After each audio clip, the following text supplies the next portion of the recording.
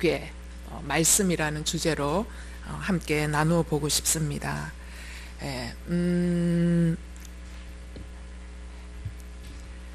네, 지난 시간에는 성막 예배에 대해서 배웠고요. 이번 시간에는 언약궤 말씀에 대해서 배우겠습니다. 다 함께 출애굽기 24장 12절 말씀 함께 한 목소리로 읽겠습니다. 시작. 여호와께서 모세에게 산으로 내게 올라와서 여기 있어라.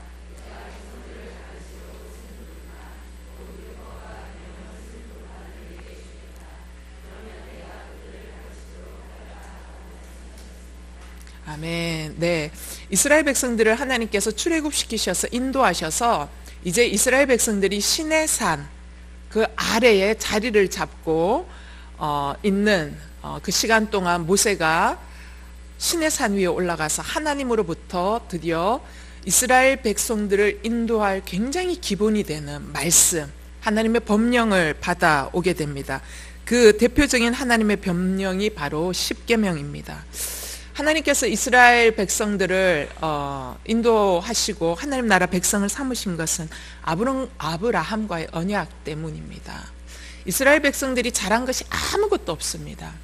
그러나 하나님께서 아브라함과 언약을 맺으시고 너를 통해서 나오는 후손들을 통하여 이제 하나님께서 하나님의 백성으로 삼으시고 그 다음에 그 하나님의 백성을 통하여 하나님께서 이 세상을 운행해 가시기로 아브라함과 언약을 맺으셨기 때문에 이스라엘 백성의 행동과 또 생각과 언행과 전혀 상관이 없이 하나님의 은혜로 이스라엘 백성들을 선택해서 출애굽시키셔서 이제 진짜 하나님의 백성으로 훈련시키기 위해서 하나님의 법령을 주시는 것입니다.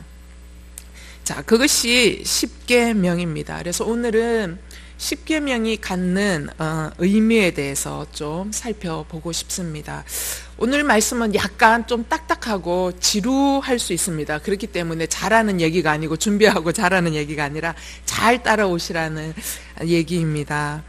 자, 십계명 돌판이 갖고 있는 의미가 뭐냐? 십계명 돌판은 한마디로 하나님의 말씀이라는 것으로 줄여서 이야기할 수 있습니다. 따라서 십계명 돌판을 통해서 하나님께서 우리에게 주시고자 하는 메시지의 의미는 뭐냐? 오늘 우리가 하나님의 말씀을 대할 때 우리는 어떻게 그 하나님의 말씀을 대해야 하는 것인가? 라는 것에 대해서 하나님께서 우리에게 의미를 주고자 하신다라는 것이죠. 자, 그러면 십계명 돌판이란 뭔가에 대해서 하나씩 좀 살펴봅시다. 십계명 돌판이란 뭡니까, 여러분? 첫 번째, 돌판에 새겨 넣으신 하나님 말씀입니다. 당근이죠. 그죠? 돌판에 새겨 넣으신 하나님 말씀이 십계명입니다. 그러면 돌판에 새겨 넣으신 하나님의 말씀이 갖고 있는 영적 의미가 뭐냐? 그 영적 의미는 하나님의 말씀의 절대성입니다. 하나님 말씀의 절대성. 출애굽기 31장 18절 4장 13절 읽겠습니다. 시작. 여호와께서 시내산에서 모세에게 말씀을 마치시고 전거판 2개를 주셨는데 이것은 하나님의 손가락으로 새기신 돌판이었습니다. 여호와께서는 너희에게 그분의 언약 곧 그분이 너희에게 따르라고 명령하시고 두 돌판에 새기신 그 십계명을 선포하셨다. 여러분, 하나님께서 직접 손가락으로 돌판에다가 글을 쓰셨습니다. 말씀을 새겨주셨다는 것입니다. 하나님이 직접 돌판에 말씀을 새겨주셨다는 것 안에는 이미 말씀의 절대적인 권위를 상징하고 있는 거죠. 그렇기 때문에 하나님이 쓰신 이 말씀에 대해서 인간이 빼거나 더할 수 없다라는 것입니다. 여러분, 오늘날 우리가 갖고 있는 하나님의 말씀을 대하는 태도가 뭐냐면 하나님의 말씀에 대해서 너무 가감을 많이 하는 것 같아요. 우리의 생각으로 더하기도 하고 우리의 생각으로 빼서 받아들이기도 하고 그렇지 않다라는 것입니다. 이 말씀은 하나님의 손으로 직접 쓰신 절대적인 권위가 있는 말씀이라는 것이죠. 따라서 말씀의 내용이 우리 마음에 들든 들지 않든 그건 아무 상관이 없다라는 것이죠. 말씀은 절대로 첨삭할 수 없는 절대적인 하나님의 권위를 상징하고 있습니다. 따라서 이 말씀은 시대를 초월한 영원 불변하는 가치와 효력을 지니고 있다라는 것이지요. 비록 그 말씀이 이미 4,000년 전에 이스라엘의 배경을 가지고 이야기하고 있지만, 그럼에도 불구하고 그 시대 속에 나왔지만, 말씀의 기본적인 원리와 기본적인 그 뿌리는 시대를 초월하는 영원성과 권위를 가지고 있는 효력을 갖고 있다는 것입니다. 우리는 그것을 인정해야 한다는 것이죠. 말씀을 대하는 우리가 이 말씀이 얼마나 가감할 수 없는 권위를 가지고 있는 말씀인지, 지금도 여전히 유효한 능력을 가지고 있는 말씀인지를 우리가 인정하고 이 말씀을 대해야 한다는 것이죠. 두 번째, 십계명 돌판은 뭐냐? 하나님께서 직접 손수 돌판에 써주셨습니다. 이 얘기가 갖는 영적 의미는 뭐냐면 하나님의 자기 계시입니다. 하나님의 자기 계시. 신명기 9장 10절에 보면 여호와께서 하나님의 손가락으로 새기신 두 돌판을 내게 주셨다. 거기에는 너희 총회의 날에 여호와께서 산에서 불 가운데 너희에게 선포하신 그 모든 명령들이 있었다. 여러분, 하나님께서 손수 쓰셨다라는 것은 뭐냐면 보이지 않는 하나님이 어떻게 해요? 직접 눈에 나타나서 그 손가락으로 쓰셨다라는 것입니다. 그죠? 하나님, 보이지 않는 하나님 당신이 어떻게 해요? 육체를 입고 있는 우리 눈에 실제 보이도록 당신 자신을 드러내서 보이셨다라는 것이죠. 보이지 않는 하나님이 시간과 공간에 갇혀져 있는 피조물인 우리의 세계에 직접 나타나셔서 접촉하셨는데, 그 접촉하신 접촉점이 뭐냐? 돌판이라는 그 곳에 피조 세계에 하나님이 접촉하신 것입니다. 바로 하나님의 자기 계신 거죠. 자, 하나님의 자기 계시는 뭘 의미하고 있냐면, 하나님 당신 자신이 우리에게 당신 자신을 스스로 나타내 보여주시지 않으면 우리는 절대로 하나님을 알 수 없는 존재다라는 것을 의미하고 있는 것이 하나님의 자기 계시입니다. 여러분, 영원한 시간 속에 하나님은 살아계십니다. 그리고 하나님이 계신 공간의 시작과 끝은 우리는 가늠할 수가 없습니다. 영원한 시공 안에 존재하는 하나님. 그러나 우리는 제한된 시간과 제한된 공간 안에 존재해 있습니다. 영원한 시공, 제한된 시공 안에 있는 존재는 영원을 이해할 수 없습니다. 그렇기 때문에 우리 인간 스스로가 하나님을 찾아서 도약할 수 있는 방법은 절대로 없습니다. 예를 들면 이런 것입니다, 여러분. 이 같은 면은 2차원이거든요. 여기에 높이가 있으면 뭐라고 얘기해요? 3차원이라고 이야기합니다. 면은 높이가 존재하는 3차원의 세계를 절대로 이해할 수 없습니다. 또한 3차원은 이 높이를 넘어서는 공간 전체의 개념을 갖고 있는 4차원이라는 구조 자체도 생각할 수 없습니다. 자기가 존재해 있는 차원만 이해할 수 있을 뿐이지 그 넘어서는 이해할 수 없다라는 것이죠. 자, 예를 들면 제가 여기에 그림을 하나 그렸는데 안 보여도 상관없어요. 졸라맨 버전 같은 그림을 그렸어요. 여기가 이제 평면이 2차원이지 않습니까? 자, 2차원에 살고 있는 사람이 있다고 칩시다. 2차원 면의 존재밖에 모르는 거예요. 있는 사람이 있는데 어느 날 둘이가 이렇게 있는데 갑자기 이 사람들 앞에 이렇게 손이 이렇게 하나 나타나는 거예요. 3차원의 세계에 살고 있는 그 누군가의 손이 이 사람들 눈앞에 이만큼 나타난 거예요. 이렇게 나타나자 2차원에 살고 있던 사람들이 깜짝 놀라는 거예요. 이게 뭐야 이게? 라고 이야기하는 거예요. 그때 2차원의 사람들은 갑자기 나타난 손에 대해서 얼마만큼 볼 수 있어요? 자기들 눈에 드러난 요 정도의 손밖에 볼 수가 없는 거예요.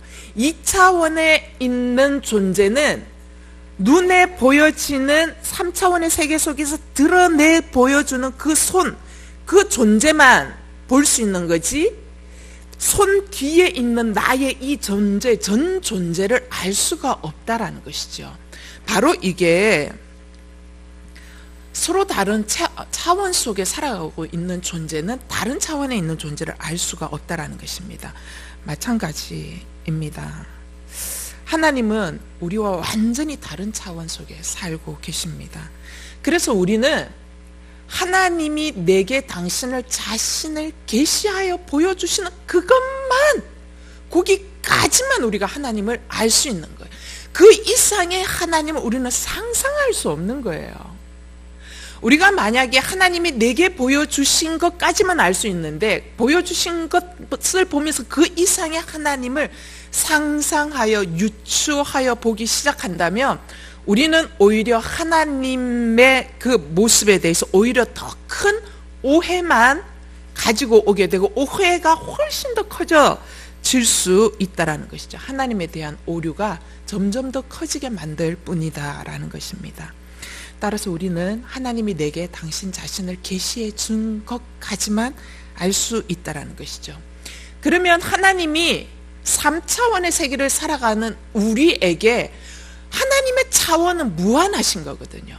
그러니까 무한하신 하나님의 차원 속에 계신 하나님이 당신 자신을 3차원의 세계 속에 갇혀 살고 있는 우리에게 보여주시고 계시는 게 뭐냐? 그게 바로 말씀이라는 것이죠. 3차원의 세계 속에 살아가고 있는 우리에게 하나님 당신 자신을 계시하여 보여주신 것, 그것이 말씀입니다. 따라서 우리는 하나님을 알려면 무엇을 보아야 하느냐? 말씀을 보아야 한다는 것이죠. 왜? 말씀을 통해서 하나님은 당신 자신을 계시해 두었기 때문에 우리가 상상으로 하나님을 찾아갈 수 없다는 것이죠. 하나님을 찾기 위해서는 반드시 뭘 덜쳐봐야 된다고요? 하나님을 나타내 보여주고 계시는 성경, 말씀, 이거를 찾아서 만나고 묵상해야지만 우리가 하나님을 알아갈 수 있다는 것이죠.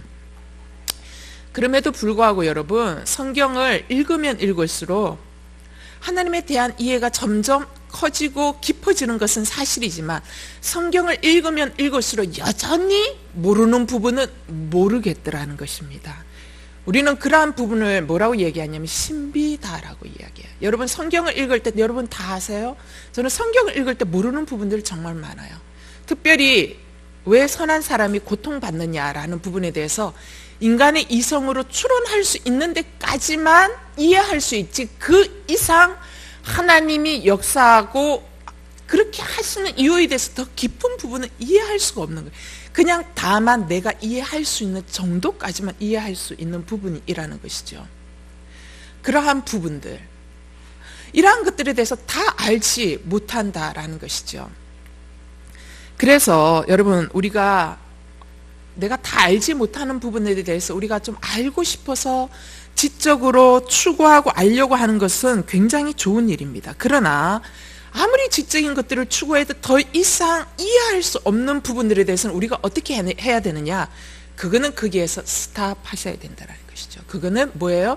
하나님의 신비로 우리는 그냥 그대로 두어야 한다라는 것입니다. 왜 하나님이 이러한 부분에 대해서 논리적으로 좀 더 내가 이해할 수 있도록 상세하게 좀 왜 설명해 주시지 않느냐? 하나님이 상세하게 설명해 주시지 않는 이유는 상세하게 설명해도 우리가 다 알 수 없기 때문에 설명해 주시지 않는 겁니다. 그럼에도 불구하고 하나님은 성경 속에 우리가 알아야 하는, 반드시 알아야 할 모든 부분은 다 계시하여 주셨다라는 것이죠. 그 대표적인 예가 뭐죠? 구원에 관계된 모든 것들은 명확하게 하나님께서 완전하게 다 계시해 두셨다라는 것이죠. 왜 그랬을까요? 그것은 우리가 반드시 이해하고 알아야만 하는 것이고, 그것을 알아야 우리는 하나님을 만날 수 있고 하나님께 나아갈 수 있기 때문이라는 것이지요. 따라서 여러분, 우리가 도저히 알 수 없는 것, 이해할 수 없는 것은 거기에서 멈추어 서실 수 있는 겸손이 있기를 바랍니다. 여러분, 우리가 이해할 수 없는 부분을 억지로 이해하려고 이빨을 탁탁탁 맞추어 나가려고 하면 여러분, 우리가 뭐가 되냐면 이단이 됩니다. 여러분, 이단이 될 가능성이 높습니다. 이단들 여러분 얘기 들어보시죠. 성경의 앞뒤가 쫙쫙 들어맞아요. 들어보면 허황된데 어떻게 하든지 끼워 맞춰요. 여러분, 그러한 모든 부분들이 내 이성에 맞도록 끼워 맞추려고 하다 보면 잘못된 하나님을 만드는 2단, 3단으로 빠지게 된다는 것이죠.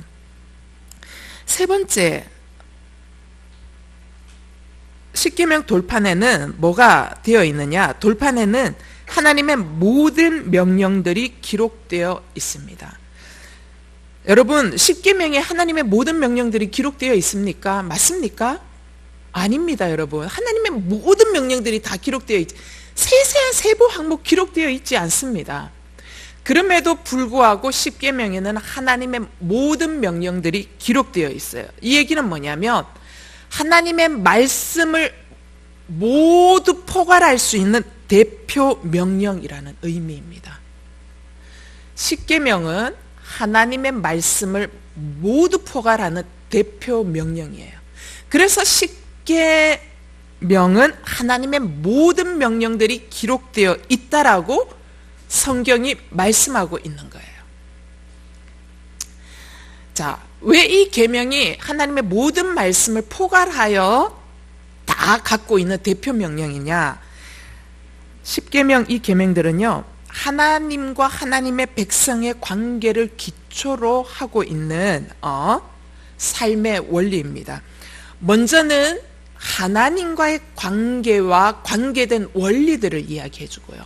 두 번째는 뭐예요? 십계명은 사람과 사람과의 관계의 원리들을 설명해 주고 있습니다. 그래서 하나님과의 관계 원리, 그 다음에 사람과의 관계 원리, 이 두 가지 모두를 함축하여 포함하고 있는 명령이기 때문에 십계명에는 하나님의 모든 명령이 기록되어 있다라고 이야기를 하고 있습니다. 그래서 신명기 9장 10절 아까 읽었던 것에 보면 너희에게 선포하신 그 모든 명령들이 있었다라고 모세가 말하고 있는 거예요. 세세한 명령은 없지만 이 모든 명령들을 포함하는 가장 기본적인 핵심 명령들을 포함하고 있다라는 것이죠. 자, 여기에 하나님의 백성들이 어떻게 살아야 하는지에 대한 모든 규범을 우리에게 함축하여 넣어두셨습니다. 액기서로 넣어두셨다라는 거죠. 하나님이 십계명 왜 우리에게 주었는가? 우리 억압하기 위해서 주셨는가? 그렇지 않다라는 것이죠. 하나님이 십계명을 주신 이유는 딱 한 가지입니다. 하나님이 참으로 사랑하는 하나님의 백성들이 가장 온전하고 가장 행복한 방법으로 살아갈 수 있는 길을 제시해 주고 싶으셔서 주신 것이 십계명이라는 것이죠. 십계명은 여러분 우리를 억압하는 계명이 아닙니다. 십계명은 하나님의 백성, 하나님의 자녀들이 가장 온전하고 기쁘게 행복하게 살아갈 수 있는 유일한 지름길을 가르쳐 주시는 것이 바로 십계명이라는 것이죠. 십계명의 각 조항은요, 인간이 가장 행복하게 살아갈 수 있는 모든 내용들을 함축한 풍성한 의미가 각 항목에 다 담겨져 있습니다.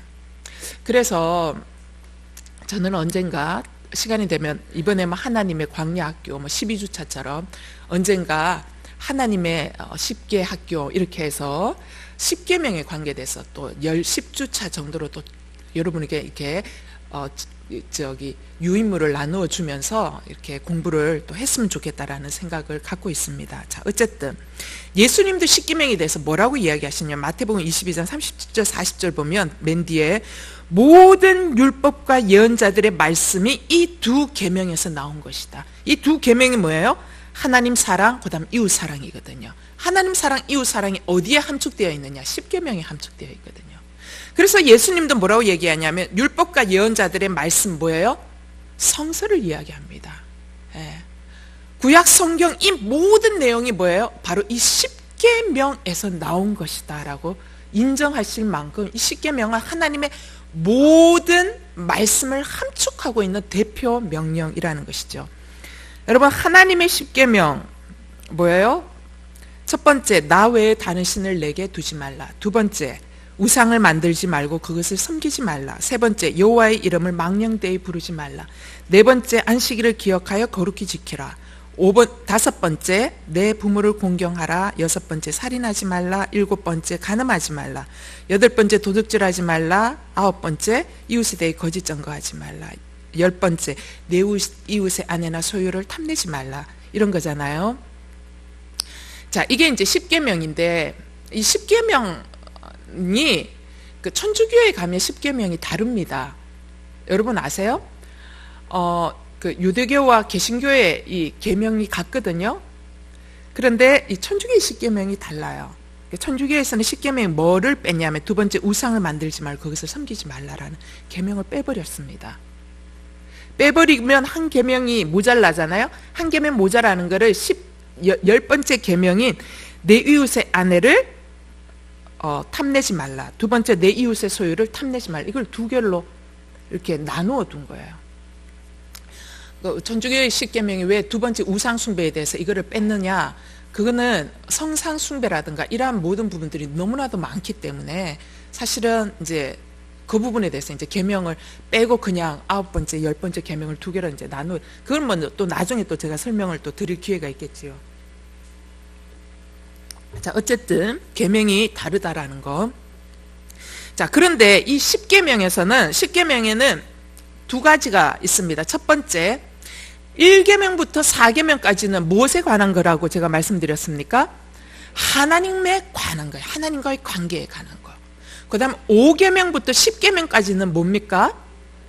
이웃과의 관계에 관한 것입니다. 그것이 10계명의 첫 번째 특징이고요.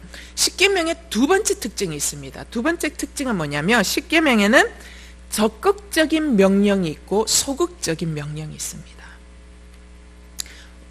여러분, 10계명의 적극적인 명령은 두 가지 있고 소극적인 명령이 8가지가 있습니다. 그러면 적극적인 명령은 뭐냐? 적극적인 명령은 해라 라고 하는 do라는 명령이고요. 소극적인 명령 하지 마, don't. 이게 이제 소극적인 명령이에요. 그러면 10계명 중에 적극적인 명령, do라는 명령은 어디에 있느냐? 바로 네 번째 계명. 안식일을 기억하여 거룩히 지키라. 하나님과의 관계성 속에서 나타나는 적극적인 명령은 안식일을 기억하여 거룩히 지키라는 네 번째 계명이고요. 그 다음에 사람과 사람과의 관계에서 적극적인 명령은 뭐냐면 내 부모를 공경하라라는 것이 적극적인 계명입니다. 자, 여기 먼저 하나님과의 관계에 있어서 적극적인 계명, 안식일을 기억하여 거룩하게 지키라라는 거. 네. 하나님이 왜 이 부분을 적극적인 명령으로 두셨느냐? 이게 굉장히 중요하기 때문입니다. 왜냐하면 이 네 번째 계명, 적극적인 명령을 지킬 수 있을 때만이 3계명, 2계명, 1계명이 자연스럽게 지켜지기 때문입니다. 그래서 4계명은 do라는 적극적인 명령을 두고 있어요. 자, 여기에서 안식일을 철저히 지키다라는 이 말은 주일날 1시간 예배 드리는 거 말하는 거 절대로 아닙니다. 여기에서 말하는 안식일을 철저히 지키라라는 이 말의 의미는 뭐냐면 우리의 인생의 삶의 우선순위를 어디에 두라는 것이냐면 하나님과의 관계 회복에 삶의 우선순위를 두라는 것입니다. 여러분, 안식일을 지키라는 것은 와서 예배하고 손 들고 찬양하고 헌금 내고 이거 지키라는 거 아니에요. 하나님은 돈이 없어서 하나님은 내 얼굴 보려고 그러시는 것이 아닙니다. 24시간 하나님은 저의 얼굴을 보고 있습니다. 그게 아니라 뭐냐? 안식일을 기억하여 적극적으로 지키라라는 이 말은 뭐냐면 너의 인생의 관계, 하나님과의 관계 회복이 네 인생의 키다라는 것이죠. 하나님과의 관계 회복이 인생의 중심으로 와 있는 사람만이 뭐예요? 안식일을 온전하게 지킬 수 있기 때문이라는 것이죠. 여러분, 우리는요 본능적으로 소유욕에 집착하게 되어 있습니다. 이게 그 본능이에요. 본능적으로 우리는 소유욕에 집착하게 되어 있기 때문에 우리는 누가 시키지 않아도 뭐든지 어떤 사람이든지 뭐냐면 돈이 되는 것에 내 시간을 드리고요, 내 물질도 드리고 내 건강도 드리고 내 관계도 헌신합니다. 따라서 특별히 여러분 주일날 장사를 해야 더 돈이 되는 사람들, 주일날이 장사 대목인 사람들은요, 주일날 와서 예배 드리는 거 이거 쉽지 않습니다. 주일날은 완전히 문 닫고 하나님 앞에 예배 드리는 거, 헌신하는 거 쉬운 일이 아니에요. 그런데 하나님은 그럼에도 불구하고 뭐라고 명령하시냐면 안식일을 기억하고 거룩히 지키라라고 얘기합니다. 네가 일요일날 일해야 돈 번다는 거 내가 알아. 그러니까 와서 일부 예배 드리고 가서 일해. 이거 아니라는 것이죠. 그럼에도 불구하고 그날을 돈 버는 것을 포기하고 온전히 뭐예요? 하루 종일 여호와 하나님을 바라보며 예배하고 그 하나님께 헌신하고 그 하나님 앞에 찬양 드리며 온전히 그 하루를 드리라라는 의미가 안식일을 기억하여 거룩히 지키라라는 의미라는 것이죠. 삶의 우선순위를 하나님 관계의 제일 우선순위로 두고 살라는 것입니다. 이게 중요하다라는 것입니다. 그래야지만이, 이게 가능해야지만이 제3계명 뭐예요? 여호와의 이름을 망령되이 부르지 말라라는 거거든요. 그래야지만이 여호와의 이름을 돈 때문에 함부로 망령되이 부르지 않을 수 있게 된다라는 것이죠. 여러분, 돈 때문에 내가 어떤 사람, 저 못 믿어요. 본인은 지금 사기치고 싶은데 못 믿어요. 저 예수 믿는 사람이에요. 라고 얘기하면서 하나님의 이름을 망령되이 부르지 말라라는 것이죠.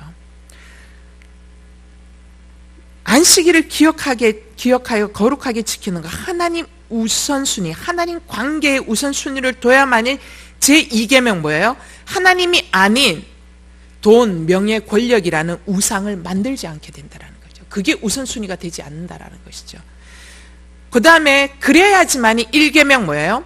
세상을 쫓는 신이 아닌 오직 하나님 여호와만을 사랑하며 섬길 수 있는 것이 가능하기 때문이라는 것이죠. 그래서 하나님은 계명 중에서 4계명, 이 부분에 대해서 적극적인 명령, 안식일을 기억하여 거룩히 지키라는 적극적인 명령을 두고 계신다는 거죠. 두 번째, 인간과의 관계에서 적극적인 계명이 뭐였습니까, 여러분? 내 부모를 공경하라라는 것이죠. 자, 하나님께서는 5계명에 대해서는 이걸 굉장히 중요하게 생각하세요. 내 부모를 공경하라 라고만 주신 것이 아니고, 내 부모를 공경하라, 그러면 네가 잘되고 땅에서 장수하여 복을 받으리라 라고 선부하여 주면서까지 우리에게 적극적인 명령을 하도록 명하시면서 무게중심을 굉장히 두고 계십니다. 왜 그러느냐? 여러분, 하나님께서 생각하실 때 부모를 공경하는 데서부터 인간관계의 기초가 시작된다라고 생각하시기 때문에, 이웃 사랑이 여기에서부터 출발한다라고 생각하시기 때문입니다. 여러분, 자, 그러면 가만히 한번 생각해 보십시오. 사랑과의 관계의 기본은 누구를 통해서 배웁니까, 여러분? 부모와의 관계성을 통해서 배웁니다. 부모에게 정직한 자녀여야 뭐예요? 사람과의 관계성 속에서도 정직할 수 있습니다. 왜? 부모에게 정직하기가 제일 쉽지 않거든요. 부모는 속여도 양심의 가책을 덜 받잖아요. 부모니까 그냥 용서해 주니까. 부모니까 알고도 속아 넣으면 그건 그냥 관례니까. 그죠? 그러니까 정직이라는 것도 이웃과의 관계에서 굉장히 중요한데, 부모에게 정직하지 않은 것은 별로 양심의 가책을 받지 않습니다. 그러니까 이웃과의 관계의 기본은 부모의 관계성 속에서 배운다라는 것이죠. 따라서 여러분, 부모와 나와의 관계는 어떤 관계예요? 혈연 관계잖아요. 그래서 내가 부모에게 혈연 관계인 부모를 함부로 대하는 사람이라면, 나와 피가 전혀 섞이지 않은 이웃과의 관계에서 정중하게 대하는 이웃 사랑을 할 수 없다라고 생각하기 때문입니다. 그래서 어떻게 생각하면 부모를 공경할 줄 알아야 이웃 사랑도 가능하다라는 것이죠. 그래서 이웃과의 관계의 시작점은 뭐예요? 부모와의 관계성 속에서부터 시작된다라는 것이죠. 그리고 여러분, 이웃과의 관계에서 나와 동등한 사람만 있습니까?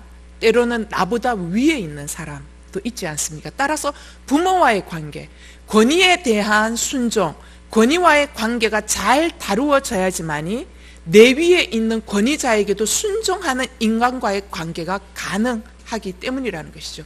이게 이제 이웃과의 관계의 지평이 계속 넓어질 수 있다는 것이 이게 인간관계의 기본입니다.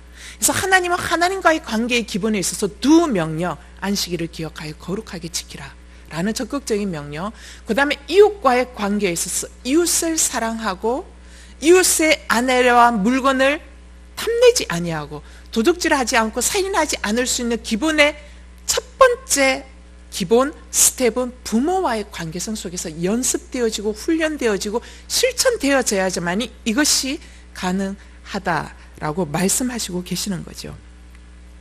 자, 네 번째, 자, 십계명 돌파는 어디에 보관되어 있습니까, 여러분? 법궤 안에 보관되어 있습니다. 이 말의 의미는 뭐냐? 말씀은 하나님의 영광과 임재의 상징이라는 것입니다. 여러분, 성경 말씀은 하나님 임재의 영광과 상징입니다. 자, 출애굽기 25장 21절 읽어볼까요? 시작. 덮개를 궤 위에 덮고 내가 내게 줄 증거판을 궤 속에 넣어두어라. 민수기 17장 4절. 그 지팡이들을 회막한 증거궤 곧 내가 너와 만나는 곳 앞에 두어라. 여러분, 법궤는 하나님의 임재가 있는 장소입니다. 왜 법궤가 하나님의 임재가 있는 장소인가? 법궤 위에 뭐가 있냐면 그룹이라는 천사가 있습니다. 그룹이라는 천사가 서로 마주보고 있습니다. 마주보고 있는 그룹이라는 천사와 법궤 이 사이의 공간이 뭐냐? 시은좌. 하나님이 우리에게 은혜를 베풀어 주시는 좌소, 하나님이 임재하시는 은혜의 좌소입니다. 그거를 시은좌라고 그래요. 죄인인 우리의 죄를 대속하고 속하여 주시는, 은혜를 베풀어 주시는, 하나님이 임재하셔서 은혜를 베풀어 주시는 시은좌가 어디에 있어요? 법궤에 있다라는 것이죠. 그래서 법궤는 뭘 의미하냐? 하나님의 영광과 임재의 상징을 의미합니다. 그러면 법궤는 뭐냐? 여러분, 법궤 안에는 뭐가 있어요? 하나님의 십계명의 말씀이 들어있는 두 돌판이 있지 않습니까? 따라서 이 말은 어떻게 이야기할 수 있느냐? 말씀이 곧 뭐예요? 하나님의 임재를 의미한다라는 것입니다. 하나님의 말씀을 담은 법궤는 임재를 상징하고, 이 말은 곧 말씀이 하나님의 임재이다라고 이렇게 연결하여 이해할 수 있는 것이지요. 따라서 여러분, 하나님의 임재가 있는 곳에 특징이 있습니다. 하나님의 임재가 있는 곳에는 말씀이 살아 있습니다. 아멘. 저는 오늘의 교회가 굉장히 건강해질 수 있었던 유일무이한 비법 하나는 하용조 목사님이 성경의 말씀, 복음의 말씀에 목숨을 거셨기 때문입니다. 여러분, 하 목사님의 말씀을 한번 들어보십시오. 하 목사님 말씀에는 예화가 화려하게 나오지 않습니다. 하 목사님의 말씀은 철저하게 성경 중심입니다. 여러분, 공감하십니까? 인정하십니까? 말씀으로 말씀을 푸십니다. 그러니까 막 예화를 가지고 오고 막 오늘날 막 시사 막 잡기, 저는 좀 그래 신변 잡기를 갖고 와서 막 설명하는데 이게 이제 초짜들이 하는 거고, 그러니까 하 목사님은 항상 말씀 중심이세요. 그러니까 당신의 모습은 사라지세요. 오직 말씀을 통해서 뭐를 들춰내세요? 예수 그리스도, 복음, 십자가, 하나님의 은혜를 드러내세요. 그래서 오늘의 교회가 굉장히 건강한 교회가 될 수 있었던 거예요. 따라서 여러분, 말씀을 드러내는 그곳에 하나님이 임재하십니다. 그렇기 때문에 하나님의 임재가 있는 곳에 사람들은 뭘 와요? 임재가 있는 곳에 사람들은 온다라는 것이죠. 그래서 오늘의 교회가 오늘날 이 건강한 교회로 올 수 있었던 것은 말씀이 있었기 때문이라는 것이죠. 여러분, 하나님의 말씀이 살아있는 곳에 하나님의 임재가 있습니다. 하나님의 영광이 있는 것입니다. 그런데 말씀을 잃어버리면 어떻게 됩니까? 하나님의 임재와 영광은 사라져 버리는 것이죠. 한국교회가 왜 이렇게 어두워지느냐? 이유는 딱 한 가지입니다. 말씀을 잃어버렸기 때문이에요. 복음을 잃어버렸기 때문에. 복음 대신에 뭘 얘기했냐? 세상 신변 잡기를 얘기했기 때문에. 그거는 세상도 이야기하는 거거든요. 교회가 교회 되어줄 수 있는 능력은 온전히 하나님의 말씀을 선포할 때만이 가능하다라는 것이지요. 사랑하는 여러분, 만약 내 내면 안에 좌우의 날섬검과 같은 살아계신 하나님의 말씀의 임재가 내 내면 안에 없다면 여러분, 나에게 하나님의 임재가 사라져 버렸다라는 것입니다. 사랑하는 여러분, 여러분의 내면 안에 시퍼렇게 살아계신 저의 날성검과 같은 여러분의 마음을 때로는 아프고 쓰라리게 할 망정 그러한 날성검과 같은 하나님의 말씀이 여러분 안에 살아계십니까? 그렇다면 여러분 안에 하나님의 임재가 생생하게 살아있는 줄 믿으시기 바랍니다. 그러므로 여러분, 우리가 하나님의 임재를 사모한다라는 것은 어떤 우리 안에 신비로운 어떤 체험을 의미하는 것이 아닙니다. 하나님의 임재를 사모한다라는 것은 신비로운 체험을 사모하는 것을 의미하는 것이 아니고, 하나님의 임재를 사모한다라는 것은 뭐냐면 나를 향하여 생생하게 들려오는 뭐예요? 하나님의 말씀을 사모하는 것이라는 것이지요. 따라서 여러분, 우리 내면의 지성수 안에 하나님의 법궤가 있는지 살펴볼 수 있게 되기를 바랍니다. 내 내면의 지성수 안에 하나님의 말씀의 법궤가 없다면 여러분, 우리에게 하나님은 뭐예요? 떠나가신 거예요. 그러면 뭐예요? 뭐가 돼요? 이가봇, 하나님의 영광이 떠나갔다라는 게 돼요. 그게 사무엘상 4장 22절입니다. 읽어볼까요? 시작. 무엇보다도 그녀는 하나님의 괴를 빼앗겼기 때문에 영광이 이스라엘에게서 떠났다라고 말한 것입니다. 영광이 이스라엘에게서 떠난 것, 이게 뭐예요? 이가봇입니다. 왜 이가봇이 되었어요? 하나님의 말씀이 떠났기 때문입니다. 사랑하는 여러분, 여러분 안에 하나님의 말씀이 떠나면 하나님의 영광이 여러분 인생 가운데 떠난 인생, 이가봇이라는 인생이 된다라는 것입니다. 자, 두 번째, 하나님의 자기 계시가 말씀인데, 그러면 하나님은 말씀을 통해 당신 자신을 우리에게 드러내셨고, 말씀을 통해 지금 또 우리에게 끊임없이 우리에게 당신 자신을 드러내시면서 계속 말씀하고 계십니다. 자, 그러면 하나님의 자기 계신 말씀은 어떠한 형태로 나타나느냐? 네 가지 형태로 나타납니다. 그 네 가지 형태의 첫 번째 형태가 뭐냐? 본체이신 말씀, 뭐예요? 예수 그리스도이십니다.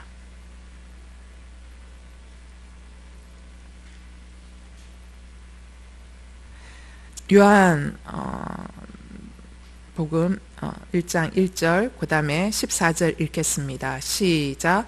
태초에 말씀이 계셨습니다. 그 말씀은 하나님과 함께 계셨고 그 말씀은 하나님이셨습니다.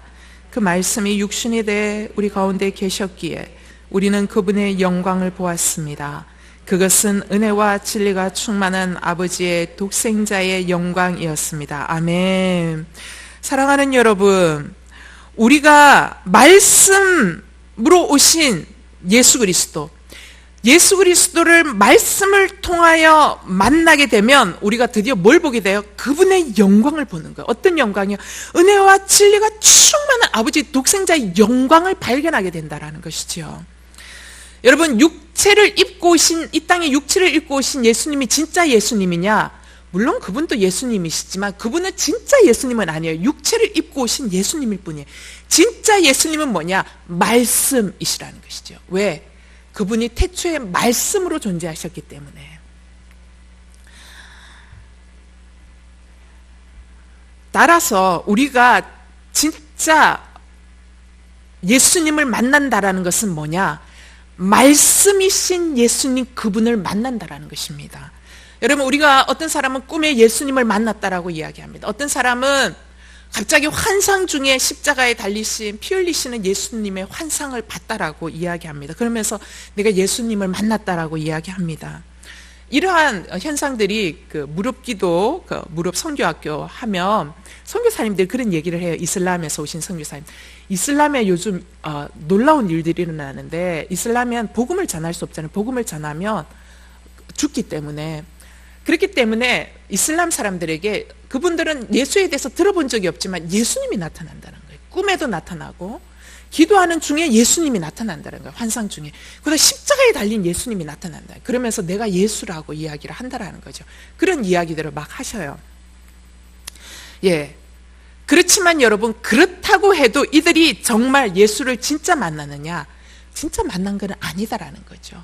이러한 환상을 통하여 이들이 예수에 대해서 들을 마음의 준비가 되는 계기가 될 수 있지만 이들이 예수를 직접 만난 건 아니에요. 이들이 예수를 만나려면 어떻게 해야 돼요? 성경에 기록되어져 있는 말씀이신 예수 그리스도, 그분을 듣고 그분을 깨닫고 그분의 말씀을 듣고 성경을 읽고 배우고 깨달을 때에 내 마음 가운데 그렇구나, 이 예수가 나의 죄를 위해서 죽으셨구나 라는 것이 깨달아지면서 회개가 터져나오고 감격의 눈물이 터져나오고, 그리하여 내가 주를 위해 살고 싶습니다. 내 이전에 내가 방탕하게 살은 건 몰랐기 때문입니다. 내가 이제 구원의 길을 알았습니다. 내가 진짜 하나님 진리 되시는 그분을 만났습니다. 내 인생을 주님 앞에 드립니다 라는 감격의 은혜가 터져나올 때만이 뭐예요? 진정 예수를 만난 것이 될 수 있다는 것이죠. 따라서 하나님은 지금도 본체이신 하나님의 말씀을 통하여 우리로 하여금 예수를 만나게 하신다라는 것이죠.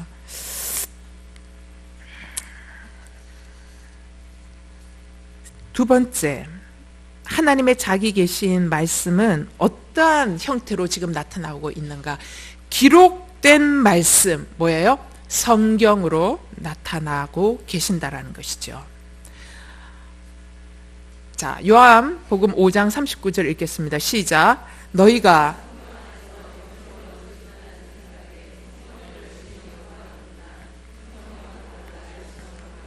아멘. 성경은 예수에 대해서 증언하고 있습니다. 하나님께서 감사하게도요, 구원의 길을 기록된 문자로 남겨두셨어요. 구원의 길을 기록된 문자로 남겨두신 게 그게 바로 성경이라는 것입니다. 따라서 이 성경 말씀은요, 인류를 향한 보편적 계시입니다. 모든 인류가 구원을 얻을 수 있도록 하는 전 인류를 향하여 열려있는 보편적 계시라는 것이죠. 따라서 성경은 하나님께서 이 땅에 오고 오는 모든 인류와 교류하기 위해서 이 땅에 남겨두신 뭐예요? 하나님의 흔적이 성경입니다. 여러분, 하나님 보고 싶죠? 하나님 만나고 싶죠? 하나님 알고 싶죠? 하나님 어떤 분인가 막 경험하고 싶죠? 성경 보시면 됩니다, 여러분. 성경을 읽으시면 됩니다. 성경을 묵상하시면 됩니다. 성경을 배우시면 됩니다. 그러면 하나님을 만나는 거예요. 왜? 성경이 하나님 본체에, 이 땅에 남겨준 하나님 본체의 흔적이기 때문입니다. 따라서 우리는 성경을 읽을 때 그냥 읽으면 안 돼요. 성경은 본체이신 하나님의 흔적이기 때문에 우리는 성경 말씀을 읽을 때 하나님 그분을 대면하는 것처럼 성경을 읽어야 한다는 것이죠. 그래야 우리가 뭐예요? 성경 말씀을, 하나님을 직접 대면하여 하나님 내게 말씀하시는 것으로 만날 수 있게 되기 때문입니다. 그래서 그 출애굽기에 그렇게 말하잖아요. 성막의 벗개 안에서 내가 너희를 만나리라 라고 말씀하신 이유가 바로 여기입니다. 우리가 하나님과 어떻게 교제할 수 있는가? 말씀 안에 계시는 하나님을 만나는 거예요. 법계 위에서 내가 너희를 만나리라. 말씀을 통하여 우리는 하나님을 만나게 되는 것입니다. 세 번째, 하나님의 자기 계신 말씀의 세 번째는 뭐냐? 선포된 말씀, 설교입니다. 설교. 하나님의 자기 계신 하나님의 흔적을 나타내고 있는 세 번째 흔적이 뭐냐? 선포되는 말씀, 설교라는 것이죠. 여러분, 설교는 이 시대 회중을 향해서 하나님의 말씀을 성도들에게 해석해 주시는 것입니다. 따라서 하나님의 백성을 위해 오늘날 언어로 전달하게 만드는 것이 설교입니다. 그러므로 설교는 이 땅에서 운행하시는 하나님의 행위 중에 하나가 설교라는 것이죠. 데살로니가 2장 12절 읽겠습니다. 시작. 또한 우리가 하나님께 끊임없이 감사드리는 것은 여러분이 우리에게서 들은 하나님의 말씀을 받을 때 사람의 말로 받지 않고 실제 하나님의 말씀으로 받아들였기 때문입니다. 사도 바울이 전도하면서 설교했어요. 설교할 때 데살로니가 성도들이 어떻게 받았어요? 아유, 저 뭐 사람이 이야기하는 거지 뭐. 저 사람. 그게 아니라 뭐라고요? 사람의 말로 받지 않고 뭐라고요? 실제 하나님의 말씀으로 받아들였다라는 것입니다. 그렇습니다, 여러분. 하나님의 자기 계신 말씀이 선포된 말씀으로 나타나는 것이 설교라는 것이죠. 설교는 말씀을 주시는 하나님의 행위입니다. 따라서 여러분, 설교 들을 때 제가 설교하지만, 김정희가 설교하지만 저를 통해서 말씀하시는 하나님의 음성으로 들을 수 있게 되기를 바랍니다. 물론 저에게는 험도 많고 점도 많고 티도 많습니다. 험 많고 점 많고 티 많은 거, 설교자가 험 많고 점 많고 티 많은 거는 하나님이 다루실 거고 하나님이 심판하실 겁니다. 그 부분은 여러분이 접어두셔야 되는 거예요. 그러나 저를 통하여서 선포되어지는 말씀은 여러분이 하나님의 말씀으로 받아들일 수 있게 되기를 바랍니다. 왜냐하면 하나님이 그렇게 역사하시기 때문이라는 것이지요. 사도행전 17장 11절 말씀입니다. 읽겠습니다. 시작. 베레아 사람들은 데살로니가 사람들보다 교양 있는 사람들이어서 말씀을 간절한 마음으로 받아들이고 바울이 말한 것이 사실인지 알아보려고 날마다 성경을 찾아보았습니다. 여러분, 데살로니가 사람들도 훌륭하게 말씀을 받아들이는데 데살로니가 사람보다 더 훌륭한 사람이 있어요. 그 사람들이 누구예요? 베레아 사람들이에요. 굉장히 좋은 태도로 말씀을 받아들여야 돼요. 어떻게 해요? 바울의 설교를 하나님의 음성으로 받아들일 뿐만 아니라 어떤 심정으로 간절한 심정으로, 목마른 심정으로 그 말씀을 받아들였고, 더 나아가 그 말씀이 정말 그러한지 더 알고 싶어서 하나님의 말씀을 찾아보고, 말씀을 찾아볼 뿐 아니라 그 말씀을 자기 삶 가운데 점검하는 부지런함으로 하나님의 말씀을 찾았다라는 것이죠. 사랑하는 여러분, 하나님은 말씀으로 천지 만물을 지으셨습니다. 따라서 하나님의 말씀은 능력이 있습니다. 그래서 천지 만물로 하나님 말씀으로 천지 만물을 지으셨기 때문에 이 땅의 모든 우주 만물은 하나님이 지금 어떻게 붙들고 계셔요? 말씀으로 붙들고 계십니다. 만유 인력의 법칙, 모든 법칙들은 하나님은 말씀으로 붙들고 계세요. 하나님이 우주 만물을 말씀으로 지으셨기 때문에 우주 만물만 붙들고 계시나요? 천만의 말씀입니다. 하나님은 말씀으로 지금 뭐예요? 우리의 사회의 모든 현상들도 붙들고 계십니다. 말씀으로 이 땅의 정치도 붙들고 계십니다. 말씀으로 여러분의 삶도 붙들고 계신다라는 것입니다. 이것이 어떻게 가능한가? 어떻게 하나님이 우리의 사회를 말씀으로 붙들고 계실 수 있도록 하는 것이 가능한가? 하나님의 말씀이 내 삶의 운행 원리가 되도록 베레아 사람들처럼 실제로 하나님의 말씀을 받아들일 때 하나님이 내 삶을 말씀으로 붙들기 시작하신다는 거죠. 그리고 내가 속해 있는 사회를 말씀으로 붙들기 시작하신다는 것이죠.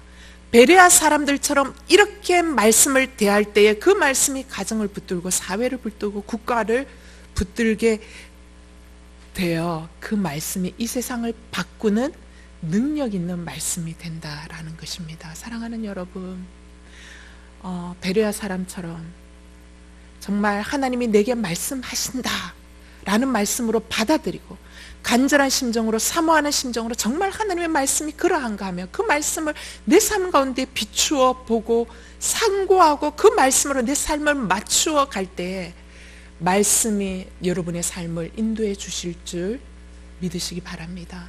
그리고 그 말씀의 능력이 여러분의 자녀를 붙들게 될 줄 믿으시기 바랍니다. 그 말씀의 능력이 답답하고 눈물 나고 너무 힘들고 괴로운 상황을 붙들고 계신 줄 믿으시기 바랍니다. 하나님의 자기 계신 말씀, 네 번째는 뭐예요? 내재된 말씀으로 하나님 역사하시는데 그 내재된 말씀이 뭐냐? 성령님이십니다. 성령님. 신명기 30장 14절 말씀 읽겠습니다. 시작.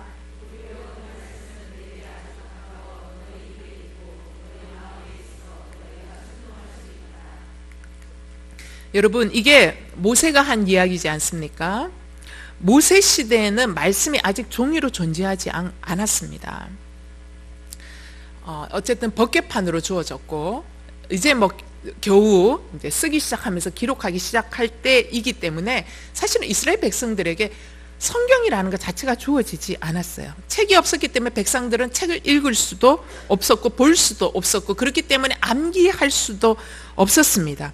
그럼에도 불구하고 모세는 이스라엘 백성들에게 뭐라고 선포하냐면 그 말씀이 너에게 아주 가까이 있다. 그 말씀이 네 입에 있고 네 마음에 있다라고 얘기해요. 이상하지 않아요?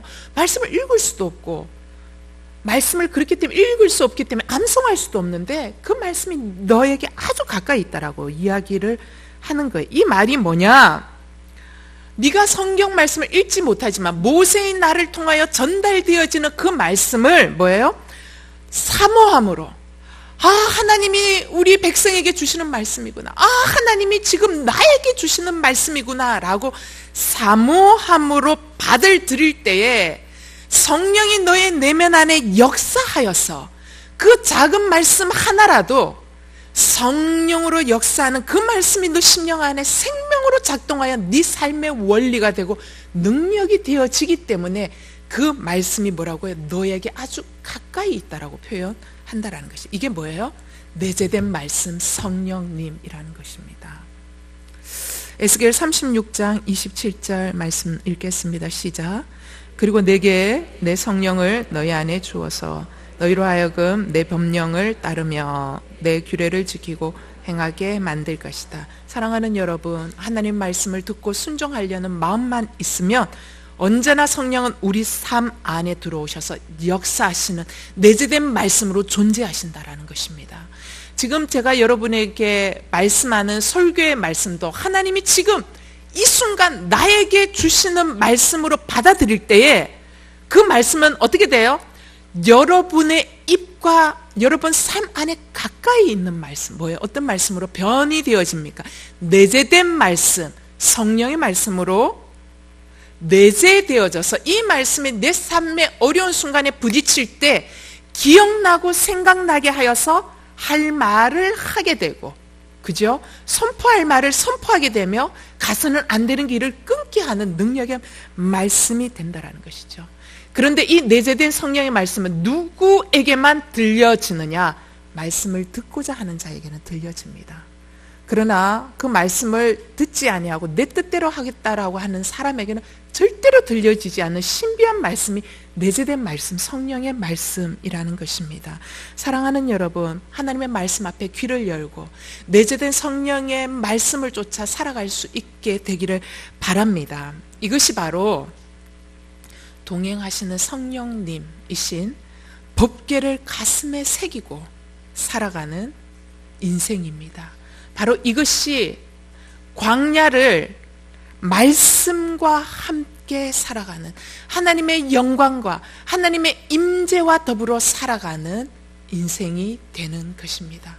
그러한 인생이 되기를 주님의 이름으로 축원합니다. 말씀 붙드십시오. 말씀을 묵상하십시오. 말씀을 기억하십시오.